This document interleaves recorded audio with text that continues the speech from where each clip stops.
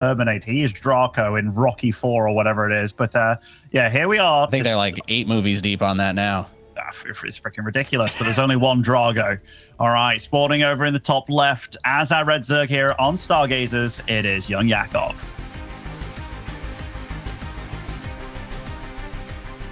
And his opponent in the northeast, spawning in as the blue Protoss player, he is PtitDrogo.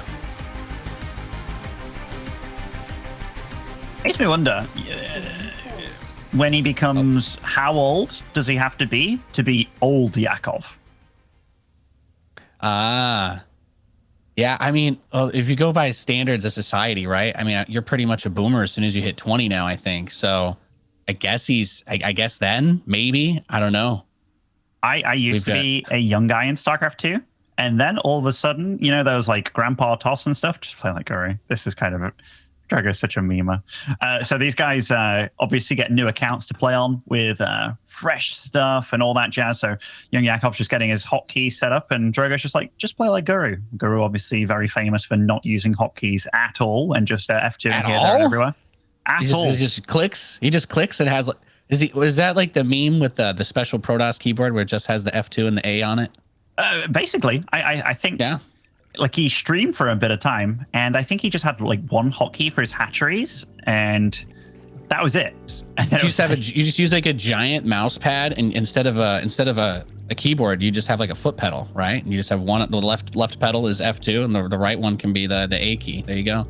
Basically, boom. And instead of like Guru in real life as well, like he had one very skinny arm, which was his keyboard arm, and then he had one massive muscular arm. And I'm assuming that's because he just used his mouse for everything and not something else. You know? Yeah, probably very heavily weighted mouse as well. You know, uses it like Goku training. You know, you can get the ones with the adjustable weights, and he actually went out and bought solid lead to put in place of the standard ones. Actually, those mice that have the weights in, where it's like, yeah, you can make your mouse heavier. I've never understood those, ever. But for some reason, there was like a phase. Maybe, well, now we know. Now we know. You just fill it with cement and you can get jacked. You can get jacked. There's only a few people that I think like it when their mouse is really heavy. And, you know, my good old stubborn friend, I've already mentioned him on this cast, it is Rotty.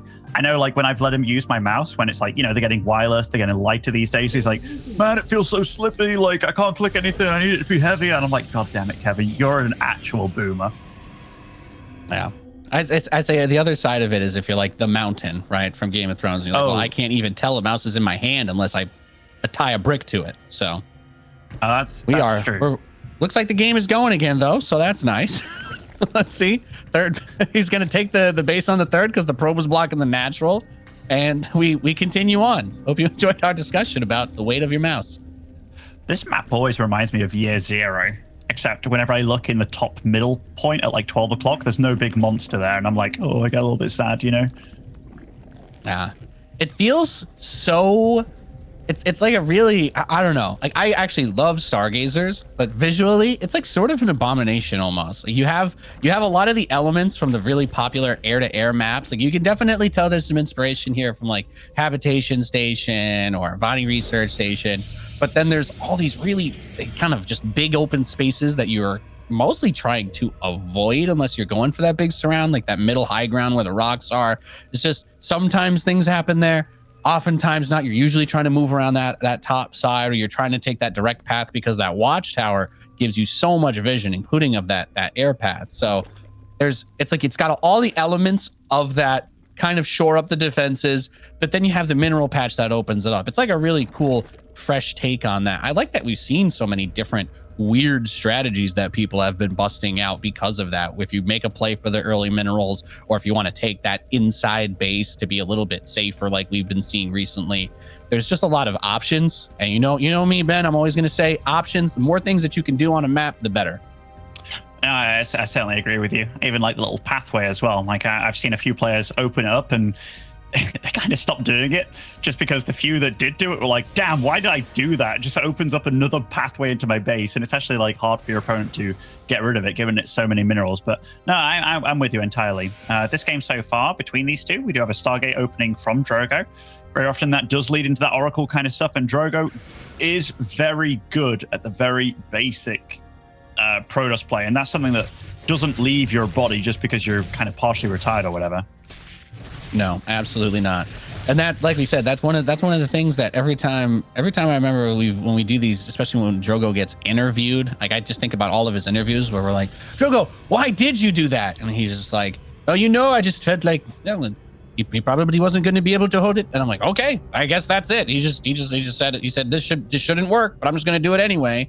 And then it works, right? And I think that we know over the years, especially in StarCraft, people are always like, well, this strategy is not meta. This isn't viable. People don't do that. But, for that exact reason, people don't have experience playing against those strategies. People don't prepare against those types of strategies. And every once in a blue moon, we have someone just do something that shouldn't work, and it works beautifully. And everyone kind of scratches their head and like, could this be standard? No, probably not still. But you never know when someone's going to throw that in. Drogo, he knows all of those builds.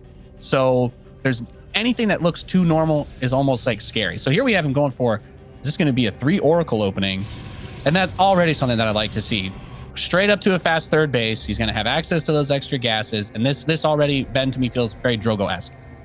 Yeah, definitely. Like those sad little lings there got zapped by these oracles. Oh, this is kind of a committal here, and is going for the much higher health queen there. So that was an attempt by him, but doesn't really get too much done, and a little bit of hull damage. So far, YoungYakov's not going to be too sad about any of this, but I do like Drogo's defensive setup here, because he didn't actually have to commit to any extra defense. He just has a wall off, and then he takes that base in the back of his base like you were talking about.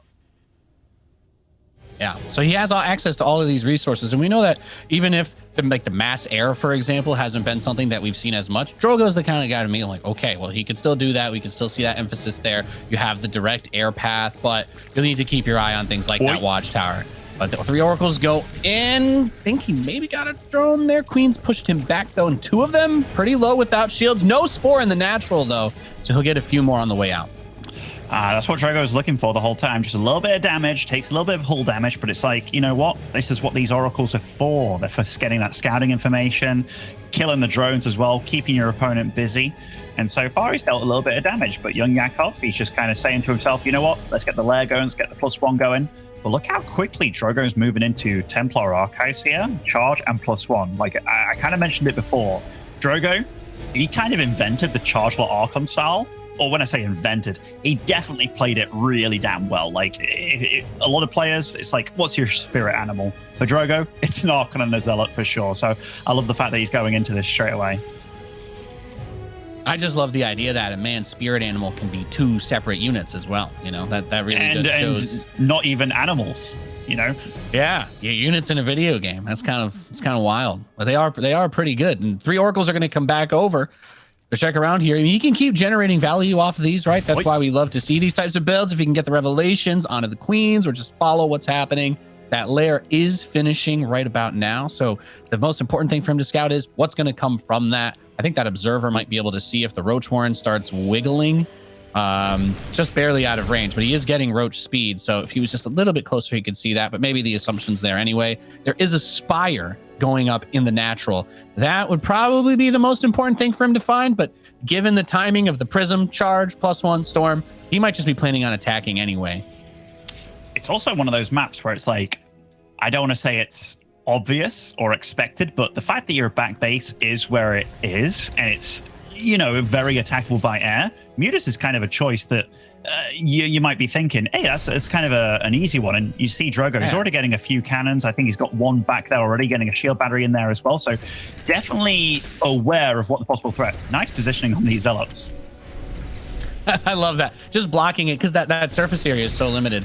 I think you make a great point. It just makes sense to go for air on this, whether it's some form of a drop, not as popular when you're playing Zerg, but definitely having the harass option. And that's the interesting side of it too. For Drogo, he already has that Stargate. He already has the Oracles. He's being very active scouting. So if you make mutas, do you go and try to kill the Oracles immediately? Well, Zealot's actually getting into the main while this is happening. So 10+ drones getting killed. Whoa. He's hitting him in the northwest and the southwest at the same time. He's going to microwave this Spore Crawler down before it finishes too. So this third base taking a beating. The fourth, excuse me. I love when we get over to that base, it's like, oh, everything's dead and there's just corpses absolutely everywhere. And it's like, these 3 oracles, let's check the kills out on these bad boys. 7, 7, and 12. I mean, yep. and they're all still alive. So very well done by Drogo. And like 25 drones have been killed this game. The resources lost tab as well, looking very healthy. That observer as well. Look at all those mutas. They're kind of like bunching up on it. He's already got the fleet beacon finishing, by the way, and a second Stargate. So everything he needs to deal with that is already done. Anion Pulse Crystals will take a hot minute. The Prism's going to die, but he's got plenty of time to set up what he needs for this follow-up. I think that base, yeah, exactly. That inside base, he's got plenty of stalkers, cannon, and a battery. He's got cannons and batteries in all of his mineral lines, so can't ask for a whole lot more than this. He's going to dive on a Templar, try to get some value here, and he does get all three. Eats some storms, takes some damage on the mutas, and those will be replaced quickly. But once those double Phoenix production begins, you have to make that sharp, hard turn out of the mutas, unless he thinks he's going to have a wild opportunity coming up. He's going more for them, and he's committed to the +1 air weapons as well. It looks like he's going for a massive timing here, which could be cool because a commitment to anti-air has been done by Drogo. By the way, YoungYakov did something kind of cool with his Overseer that was scouting about. He saw the Stargate, did stop it from producing Phoenix for a while, so that's why he took the chance to pounce with the mutas when he did before the production really got going. But now, he's got to make something happen, man. And he's going to go for these High Templar, and he's on them again. Drogo a little bit slow to react here, and all the High Templars are taken out before the main fight even begins. And he pops the shields. He pops the Immortals Hardened Shield. So that is going to be on cooldown, that barrier for this attack coming through, which is going to make it a little bit easier to break those down. So he can still get the value out of the mutas like you were talking about, Ben. He's going for this timing. The Immortals are all up front. They're going to take a tremendous amount of damage from these forces somehow. Two of them still standing strong, one very close to getting killed. I thought there was an opportunity if he got the Immortals fast enough, but he absolutely did not. The Phoenix come home, and the Oracles, well, they do a lot of damage to everything if they're allowed to fight. So Drogo defends handily, still has the option to go back out on the map and be aggressive with those Phoenix. And while he's at it, why not start booting up some carriers? The only thing I'm going to say is if you're starting carriers right now, he hasn't started +1 air attack yet. That's the only criticism I have of this, but otherwise, I love it. Yeah, Roddy's out there somewhere, dying on the inside, but no, starts it immediately. So yes, he's doing very, very well. There's one move there from Drogo as well that I really like. Feels like 10 Balings chasing 5 Zealots into his natural. He runs them all into the natural, but hold positions like 1 or 2 at the front. So the Balings had to blow up and didn't blow up anything else. It was actually really cute control by him. So even though he is, quote unquote, a little bit retired, just taking it easy, he's actually playing really well as Drogo. Yeah, that's the problem when you're up against a meme lord, though. You make any underestimation at all, and they still know how to play the game. He still knows what he's doing, and he's going to feel a little bit looser, a little bit more open to doing what he wants to in these kinds of situations, and it's paying off very well for him. Oracle's targeting down the Ravagers, removing that huge damage option. There's still not a lot on the ground, but all he really needs to do is not die and get those carriers out, because the money for YoungYakov just isn't there. He has the gold base, but he's been throwing away so many of his forces trying to do these pushes that have just not generated the value that they need to.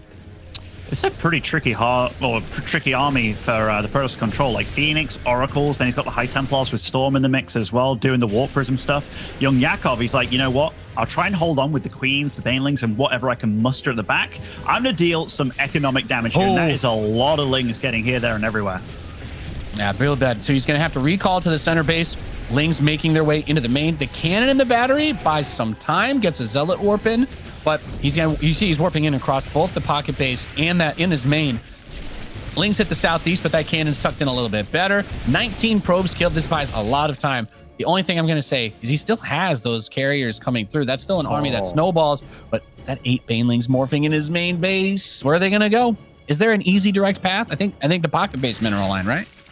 He's just going to go for both. Why not both, Nate? And here, let's see if Drogo can react in time at any one spot, and both of them nowhere to be seen. Drogo just takes it on the chin, but his army in the middle of the map, this is a tough army to deal with for YoungYakov.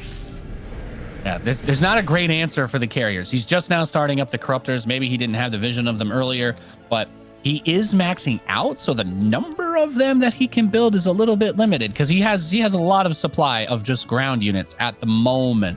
So you don't want to get caught up in not having the composition that you need to deal with it, because we know carriers can be very strong and they're well supported with the Archons and the Phoenix. So it's a very awkward spot to be in. But I think if you're Drogo, that move out, I guess that was probably the one slip up, the one serious one that we've seen. He just didn't really have what he needed to make that push work, and the counterattack was perfectly timed out of YoungYakov.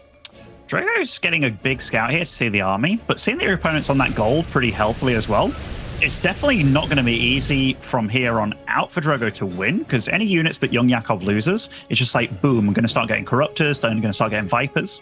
And YoungYakov's done a really good job of taking the map, you know?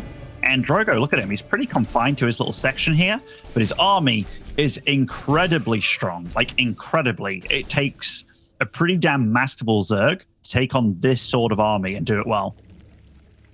Yeah, and it is a scary one to deal with. There's 5 carriers out right now, +2 attack is on the way for him. There's a Zealot in the main base, got some drones killed there as well. Ooh. Big storms actually across the entirety of this army, so making it a little bit easier too on the chase for the Phoenix to grab those Ravagers and pick those off. It opens up supply. He's able to get a couple more Corruptors in production since he does feel like he needs those, but there's still so much on the ground to deal with, and the transition option into Broodlords is not on the table. A very difficult spot to be in for YoungYakov as Drogo approaches the gold base with 5 carriers and +2 halfway done.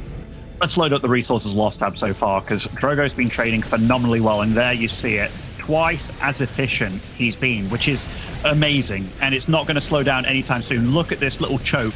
You can't fight into that. There's Storm, there's like several Archons, and I mean, the amount of Corruptors that he has as well, it's 16, which is a good, healthy number, but flying into that's the danger zone right there.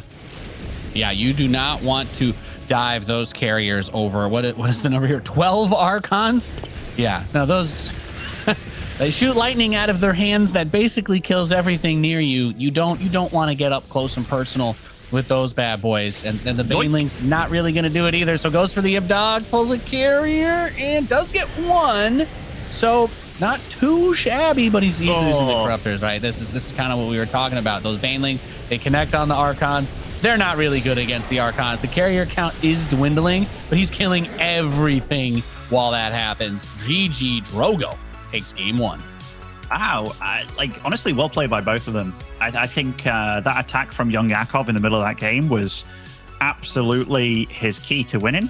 There was one way that he played with it that if there was one thing that I could say, like, hey, YoungYakov, like in the future, your Banelings, use them like Hate Me was doing, where you're move commanding them, because as soon as they blew up, they were no longer the meat shield, which that made the army disappear very quickly, and then Drogo kind of weasel his way out of it and still defend and be okay. But Drogo definitely showcased a lot of just solid Protoss play in general. Like, the build order was good, getting the 3-base setup was good, the 4th base as well. It didn't look like there was any super weakness with how he transitioned as well. Even the Mutalisk stuff, he was like, okay, I'm going to get a shield battery here, a cannon here. It's a map that's good for it. Overall, if you told me like, hey man, that guy's taking a bit of a break, I wouldn't have believed you. Or I'd have been like, wow, breaks are good for people. Who'd have thought it? That mental space though can really help, right? Like sometimes when you're on the grind and you're practicing a lot, and especially if you feel like you've hit that plateau, you know, you kind of get inside your own head and you run through like almost like that anxiety chain of, well, what do I need to fix here? What am I doing wrong? And sometimes it really is just, maybe I just need to step back and come back and just play my game and not really overthinking. Get a good strategy, keep some of my pathways open in case my opponent does something, but otherwise not think about it too much. And I do feel like that is where Drogo's strength comes through, because he says, you know what? Yeah, whatever. All right, I got this map to start off. Easy 3rd base. I like going for late game air, but I don't have to immediately go there. So the Oracles into the Charge Lot Archon. I think that big Ling run by was definitely the one thing that kind of got in his way, but maybe he underestimated how much YoungYakov would have after he held that first push. Either way, still made it work, and looks like for game 2, we'll be playing on Data C as we are in the lobby. I'm still getting everything set up, but hopefully you're having a great time at home watching, enjoying your Thursday afternoon. Since we're on the European segment, I will respect your time zone, or I guess evening. Is it evening yet, Ben? It absolutely is, Nate. It's 6:20 p.m. for me, you know, feeling fresh, feeling good. I was a bit lazy today, you know. I was looking after my boy quite a bit. He's a little cheeky monkey these days, you know. He started saying Papa. I'm like, oh, you're gonna give Papa that food that is actually my food that you just took off my plate? And he's like, adorable. Nay. And I'm like, oh gosh, my little adorable. son does not know how to share yet. But no, I think so far the next map will be Data C, which is giving these players a moment here. YoungYakov did ask for a couple of minutes. I think we're supposed to take a quick break here. I don't know if we missed our opportunity for it, but I think we're going to be right back in 2 minutes. I think that's what's happening. We'll see you there.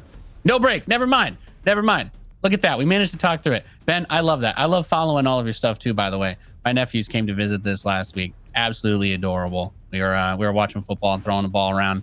It's a good time. It is a good time. Yeah. So whenever the players ask for a little break, you know, we like to give it to them, unless it's Spirit, where yeah, so Spirit, I think he won the first game against Reina, and then he's like, 2 minutes, please. And it's like, okay, like that's fair. And then he lost the second game, and he's like, 5 minutes, please. And it's like, what? Like, there's a whole broadcast going on here, mate. Like, you know, time is money kind of thing, time's value. And they're like, okay, you get 2 minutes, Spirit, you get 2 minutes. And he's like, it's like the game, the game ends, and his watch is like, your heart rate is accelerated. Deep breathing exercises for 2 minutes, and then in the next game, it's like, well, it's a little bit higher than before. He's regulating for to make sure he can maintain optimal playing conditions. I guess. Yeah, for sure. And I understand if it does turn into one of these, you know, long situations, but it's like StarCraft games in general are pretty damn fast. So like when these players have like a 10-minute game, which you know, it wasn't that difficult. It's like, what are you going for with this break? Is this psychological warfare? And I did bring up Grubby, because Grubby used to be like the bathroom break guy, you know, between every map kind of thing. And I was like, God damn it would annoy the crap out of me at the time. But yeah, hopefully YoungYakov is back soon. We've given him quite a bit of time now. Hopefully recouping, getting his stuff together. Data C is also quite a large map, one of the more standard maps in the pool. But we have seen Zergs manage to, I don't want to say make short work of Protoss, because it's hard to do that in general, but we've seen that it's quite difficult for a Protoss to move out beyond the 4 bases on this map. Yeah, it's once you have to start going down those ramps, right, or reaching for the corner expansion, that everything gets tough, because you have that outside base from the main that's like right across the air gap. That's where the mute is. Air units, you can punish that. Obviously, in other matchups, drops become a factor, but that base is also visible by the watchtower, right? So it's like very hard to just casually take that if the Zerg is doing their due diligence and keeping the towers, which, you know, that's the advantage. You just toss the lings over there. You have that creep spreading out sometimes in PvZ. But I tend to agree with you. And the big airplay is still a factor on this. I think that's my favorite thing about this map pool, is a lot of these maps have those huge gaps you can go around, get the harassment from the main. You can't quite cut it off like some of the old school maps where you'd be tucked in a corner and there's just an easy spot to make sure that nothing can be behind you. You still have to worry about that big time on Data C. And we are loading into the game, by the way. Everything is awesome. Yeah, Drogo just waited patiently, as did we, just talking, you know, good little bit of nonsense over here, but the game is underway. So we will be getting right on into it. Spawning over in the bottom left as our Red Zerg needed a couple of minutes. It is YoungYakov. And his opponent in the northeast, the blue Protoss player leading it 1-0. He is PtitDrogo. Look at all that, I feel like soundproofing, by the way, for Drogo in his room. I wonder what he does in there. I mean, he does have some highlights of games that he's lost, but I think he's doing some commentary, doesn't he? Doesn't he do a bit of casting in the French scene for some stuff? I feel like I've seen him around. You know, I've seen those handsome graphics coming out of him with his headset on. So I'm just wondering if this is one of those situations where his roommate was like, damn it, man, you're too noisy. And it's like, oh, sorry, bro. But he got padding just for his keyboard click sound. It's like, look, man, I know you're pretty quiet in your room, but that keyboard, he's like, okay, I'll just completely soundproof the entire room so that, yeah. Or either that or the legendary, you know, hit the desk. But I don't know how often he does that to his own desk. You know what I mean? I know Drogo used to be a bit of a slammer jammer, but he's even memed on it a little bit, where he like pretends to slam and then it's like, I got you kind of thing. But yeah, I'm just a big fan of Drogo. It probably comes across in my casting as well. It's always nice when you have a player that very often performs very well and doesn't really let you down, but you also know they're a good fella in real life. YoungYakov's got his work cut out for him against an opponent like this, but he shouldn't let it demoralize him too much losing that first game, because I still think YoungYakov overall played a pretty damn good game. Yeah, it's not really like the flow of it was super awful or anything. It was a lot of it came through with that huge attack when the oracles popped off on that 4th base and the zealots cleaned up everything in the main. You lose 20 drones at a critical time. That's always going to put you in a bad spot. And that's a little bit like we've been saying, these maps have so much airspace. There's so many paths that you can take to get over there. And while there is just that one sensor tower on Stargazers that you can see the entire top side path with, this map, you have a little bit more flexibility, but you can still see the corners if you have those towers. You just won't have them as early on this map. So you can still get around. You can still be a little bit annoying. It's not quite that direct, short air-to-air path between the mains, though. So should have a little bit more buffer time, a little bit of an easier time defending in this one. But we'll just have to wait and see which way Drogo wants to take it. It is a Stargate opening. I think this falls in line with our expectations, but given where he's taken this first base and this early +1 melee, perhaps YoungYakov has something else in mind for game 2. It definitely is a very quick plus melee, you know? Like, normally you tend to try and survive a little bit more, but before you get that going. But, yeah, we'll see. We'll see. It's just to talk about how quick this is. This is before speed and before his, well, around the same time. Like, he got the Evo before he got this third hatch. Do you see that? How often do you see that? Before really Ling speed, even. So he'll have, like, you can get out on the map, right? Like, there might be a possibility to deny a third if he tries to go for it early. If he anticipates the Oracle, maybe he's like, okay, I have an extra queen here, or I build 1 spore and then have the queens on the other base, and then boom, Lings flood that third and kind of shut it down. I like that thought process, but definitely a little bit risky. Yeah, I'm starting to think, like, there could potentially be something with... In fact, I started thinking about, like... never mind. I started thinking about like a drop, like getting fast lair, drop overlord, sending some queens, and really like buckling down kind of thing. Ooh. But yeah, we'll see what he gets there. Yeah, it's what my head started jumping to, man. Because I'm like, all right, this speed will kick in about 20 seconds. The +1 melee in about 30. He is hunkering down on quite a few links, so I think he's going to do just that, where he looks for a cancel on that third base and tries to just play a weird sort of game where he's throwing his opponent totally off guard. Because Drogo should be feeling kind of comfortable. He has his third Oracle coming in, and you usually expect that you're going to be able to push that stuff down. But look, he's a lot of this energy and a lot of hull damage on one of these Oracles is going to go towards the Queen. So yes, he will kill that. But how much is it going to hurt to have this third picked off, especially if he loses an Oracle? That would be devastating. But he does manage to slip away. And there are the links. He's actually pushing into the natural. That's where it turns into a bit of a gamble. As you get a little bit greedy there, because that's more time for the Nexus to get that health up. That's more build time for it to get closer to finishing. And now you start to lose that opportunity to go for the cancel. He tries to get the surround on the Adept, but there's still a decent amount of them alive. He's continuing to shore up the wall on the natural, and the Lings are just completely blocked out. He's going to add some more Stalkers, and the opportunity to kill that third base feels pretty much gone. He is continuing to flood Lings across, though. So Drogo might just give it up. I don't think he's super concerned about it anymore. I think he's just hunkering down on making Oracles here, which I think is a smart play. Like, remember that we killed quite a few Queens, and these Oracles will kill the Zerglings. And it's like, you know what? Did YoungYakov do this for free? Absolutely not. Look at the worker count, 35 to 53. Yeah, it's ridiculous. Down 20 workers. So it's like, do I have a third base? Yes, but one of them, may as well be a macro hatch for a couple of minutes while he tries to get that drone count up. He's not able to get maximum efficiency. I guess you can spread the workers out to mine, but if you're Drogo, look, there's a lot of Lings. Yes, there's upgrades, sure, but he has 4 Oracles, and with time, and now he's going to build a 5th Oracle. With time, he will have enough energy to just microwave that whole entire army if he tries to make another push like that. Or the Oracles can push in and be aggressive like they were on Stargazers, where they did get a lot of damage. So wow, Drogo's giving himself everything.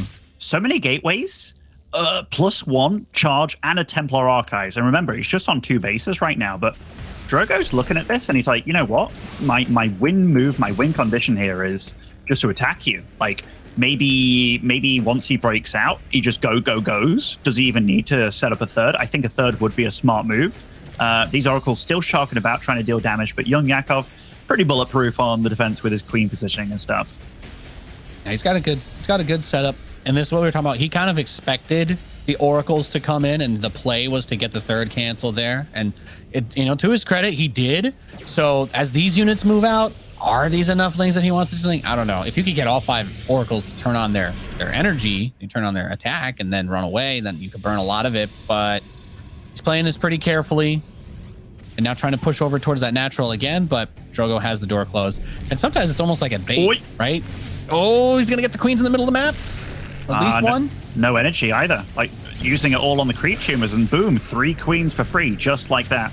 I say for free. I know it's a little bit of energy, but these oracles, when you have 5 of them, you might as well utilize them like that. Because I mean, every queen that you kill just makes your push a lot stronger when it's inevitably going to come. Yeah. This is what we were talking about. His oracle control's been good. He's been sharking around the map. You know, just to finish my thought there, you know, maybe when he saw that there was no zealot in the wall in the last game and he got that run by, he felt like, oh, I'll be able to run in again. And so he runs in, loses those things, and then boom, all the queens while he's looking away, they get killed too. So a bit of a tough spot. And Drogo's third, not maybe as early as he wanted, but he's not going to be too far behind economically. He's still ahead on workers, actually. Yeah, which just shows how committed YoungYakov was. I mean, YoungYakov is getting himself back into the swing of things kind of thing, like getting a lot of drones as we go, but there's a push out on the map. Now, is there a warp prism with this? I'm not sure. Oh, there is a warp prism somewhere, but might be trailing behind. Okay, so Drogo's really going to throw everything at him over here. And remember, that's a lot of Oracle support. The only thing that shoots up is those queens, so he has to fight on creep and super defensive. Yeah, he's got 15 lings and 12 roaches. More on the way. A couple banelings against 16 zealots, 3 archons, and 5 oracles. Those oracles can really turn the tide here, too, like you were saying, with how little anti-air there is, unless he takes a bile to the face. A little baneling run by, a little slow bane run by on the third. Wriggle Boy's got some damage done, but maybe he needed them at the front here. That is so many zealots. It's a lot of archons as well. Look at those oracles as well. That is just free pickings over there. The queen's doing a good job trying to take them down, but zealots, archons everywhere, and GG Drogo